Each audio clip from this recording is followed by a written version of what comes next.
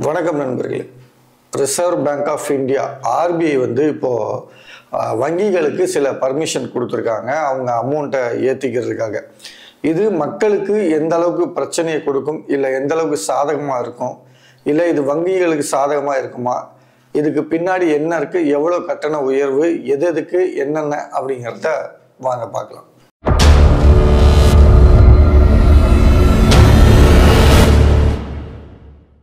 வங்கிகளை பொறுத்த வரைக்கும் இப்போல்லாம் நம்ம யாருமே வந்து நேரடியாக போய் வங்கிகளில் பணம் எடுக்கிறதில்ல. நம்ம எல்லாமே வந்து பார்த்திங்கன்னா ஏடிஎம் கார்டு யூஸ் பண்ணி தான் பணம் எடுக்கிறோம். அப்படி இல்லை அப்படின்னா யூபிஐ வந்து யூஸ் பண்ணுறோம். இது ரெண்டு தான். இப்போது இந்த ஏடிஎம் மிஷினை பராமரிக்கிறதுக்காக வந்து பணம் பத்தலையா, அந்த சர்வீஸ் கொடுக்கறதுக்காக அவங்களுக்கு வந்து பணம் பத்தலையா, அதற்காக எங்களுக்கு வந்து அந்த கட்டணத்தில் வந்து ஏற்றி கொடுக்கணும் அப்படின்ற மாதிரி ஏற்கனவே வந்து கேட்டிருந்தாங்க. அதற்கு வந்து இப்போது ஆர்பிஐ வந்து அப்ரூவல் கொடுத்துருக்காங்க. 23 ரூபா வரைக்கும் ஏற்றிக்கலாம் அப்படின்ற மாதிரி கொடுத்துருக்காங்க. இது எதுக்காக இதை கொடுத்துருக்காங்க அப்படின்னா, இது வரைக்கும் வந்து பார்த்தீங்கன்னா நம்ம வங்கிகளில் ஏடிஎம் கார்டு வந்து ஒரு 5 தடவை 6 தடவை அது மாதிரி நம்ம வந்து எடுப்போம். ஒரு சில பேர்லாம் மாதத்துக்கு 10 தடவைலாம் கூட ஏடிஎம் எடுப்பாங்க. மற்ற நேரங்களில் செலவு பண்ணும்போது யூபிஐயில் பே பண்ணுவாங்க. ஸோ இது நடைமுறையில் இருந்து வந்தது.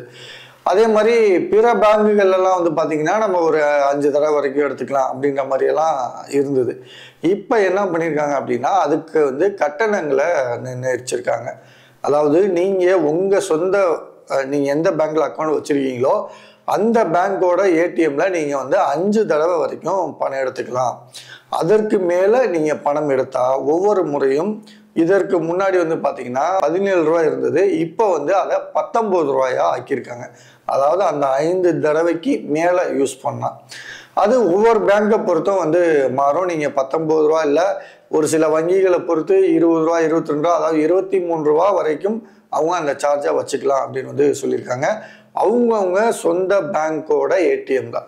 இப்போ நீங்கள் இந்தியன் பேங்க்கில் வச்சிங்கன்னா இந்தியன் பேங்க்கில் 5 தடவை வரைக்கும் இலவசமாக எடுத்துக்கலாம். அதுக்கு மேலே நீங்கள் எடுத்தீங்க அப்படின்னா ஒவ்வொரு முறை நீங்கள் எடுக்கும்போதும் கட்டணம் வசூலிக்கப்படும் அப்படின்னு சொல்லியிருக்காங்க. அதே மாதிரி வந்து பார்த்தீங்கன்னா அடுத்த பிற பேங்க்கில், இப்போ நீங்கள் இந்தியன் பேங்க்கில் அக்கௌண்ட் வச்சுருக்கீங்க, ஒரு ஸ்டேட் பேங்க்லேயோ இல்லை வேறு ஒரு ஹெச்டிஎஃப்சிலையோ வேறு எந்த பேங்க்லையா போய் மாற்றி எடுக்கிறீங்க, அவசரத்துக்கு உங்களுக்கு பக்கத்தில் ஏடிஎம் இல்லை ஏடிஎம்மில் பணம் இல்லை அப்படின்னா நீங்கள் மாற்றி எடுக்கிறீங்க அப்படின்னா, பிற வங்கி ஏடிஎம்ல வந்து மெட்ரோ சிட்டிஸில் வந்து நீங்கள் 3 தடவை எடுத்துக்கலாம். அதாவது நகரங்கள் அந்த மாதிரி பகுதிகள் இருக்கு இல்லையா, அந்த மாதிரி பகுதிகளில் இருக்கக்கூடிய வங்கிகளில் நீங்கள் 3 தடவை ஃப்ரீயாக எடுத்துக்கலாம். அதுக்கு மேலே எடுத்திங்கன்னா காசு உண்டு.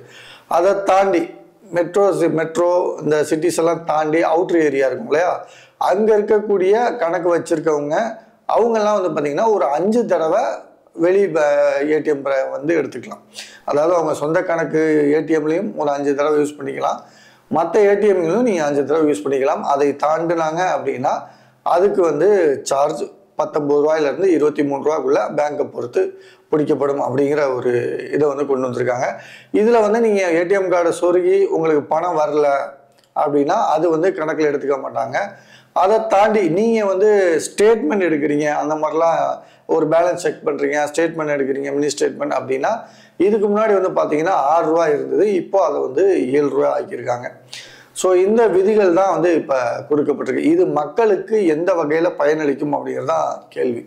ஏன் அப்படின்னா, சாதாரணமாக மக்கள் வீட்டில் பணத்தை வச்சுக்கிட்டு அவங்க பாட செலவு பண்ணிக்கிறவங்கள நீங்கள் டிஜிட்டலுக்குள்ளே வாங்க, பேங்க்கில் உங்கள் பணம் வந்து பத்திரமா இருக்கும், ஆமாம் உங்களுக்கு அது சேஃப்டியாக இருக்கும் அப்படின்னு தான் வந்து வங்கி கணக்குகளுக்குள்ள மக்களை கொண்டு வந்தாங்க.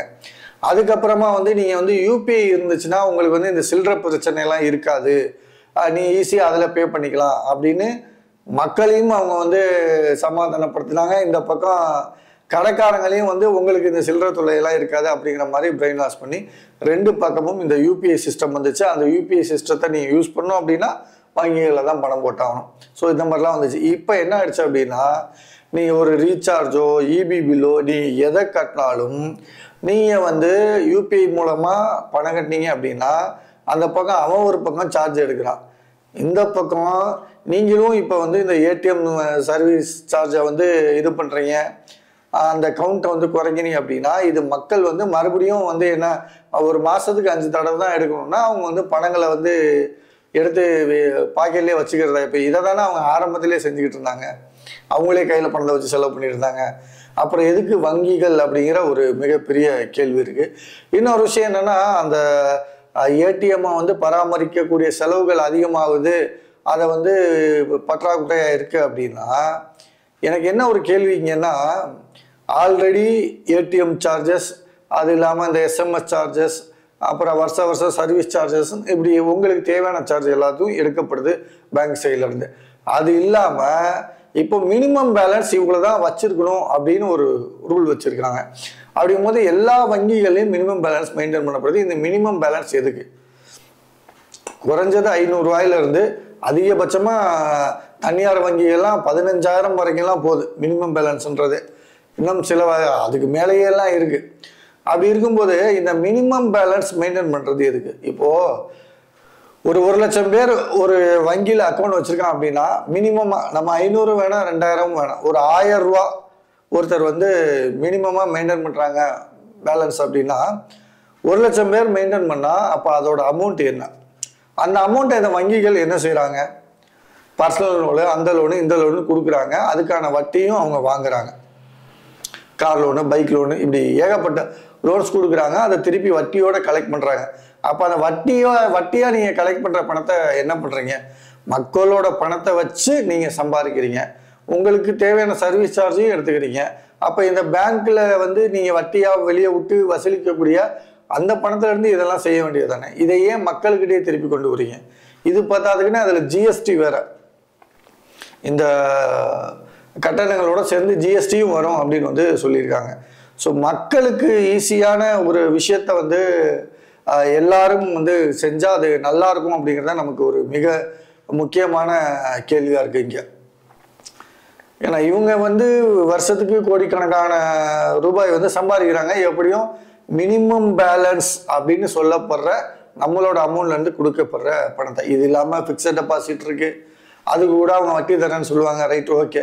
ஏன்னா இந்த மினிமம் பேலன்ஸ்லேருந்து நிறையா இன்னைக்கு நிறையா விஷயங்கள் வங்கிகளுக்கு அந்த பணங்கள் கிடைக்குது. அப்படின்னும் போது எதுக்கு வந்து இந்த ஏடிஎம் ஒன்றும் இல்லை, ஒரு மாதத்தில் மிஞ்சி போனால் என்ன 5 தடவை அப்படின்றது இன்னொரு 5 தடவை சேர்த்து எடுப்பானா?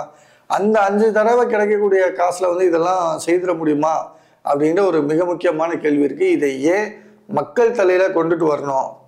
இதை வங்கிகள் அவங்களோட இதுலேருந்தே பண்ண வேண்டியதானே அப்படிங்கிற ஒரு கேள்வி தான் நமக்கு எழுது. நீங்கள் இதை பற்றி என்ன நினைக்கிறீங்க அப்படிங்கிறதையும் கமெண்ட்டில் சொல்லுங்கள். இப்போது ஆர்பிஐ கொடுத்துருக்க அப்ரூவல் இதுதான். இது வந்து மே 1ஆம் தேதியிலேருந்து அமலுக்கு வரப்போகிறது. இப்போ அதுக்கான ஆர்டர் வந்து பாஸ் பண்ணிட்டாங்க. ஸோ இது அமலுக்கு வர்றது அப்படிங்கிறது 1ஆம் தேதியிலேருந்து தான் வருது. நீங்கள் என்ன நினைக்கிறீங்க அப்படிங்கிறதையும் உங்கள் கருத்துக்களையும் கமெண்ட்டில் சொல்லுங்கள். மீண்டும் மற்றொரு பதிவு சந்திப்போம். நன்றி.